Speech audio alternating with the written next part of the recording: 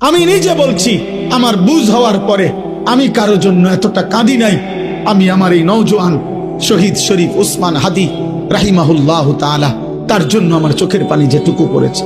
আমার শায়েখ আল্লামা মুফতি মুশতাকুন নবী কাসিমি, আমি তাকে দেখছি বাচ্চার মতো অজরে কাঁদছে।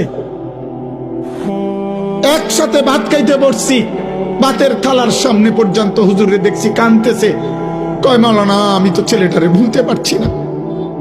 আজকে তোমরা দেখছো, সারা পৃথিবী দেখছে, একজন 33 বছর বয়সের যুবক। এই যুবক ইমানদার ছিল।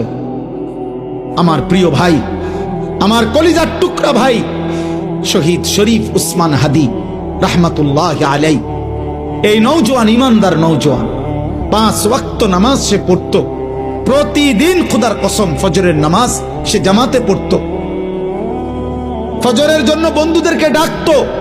ফজরের নামাজ পড়ে তার সংসদীয় এলাকা, যেখান থেকে সে স্বতন্ত্র প্রার্থী হতে চেয়েছে, সেখানে ওয়ার্কিং করত।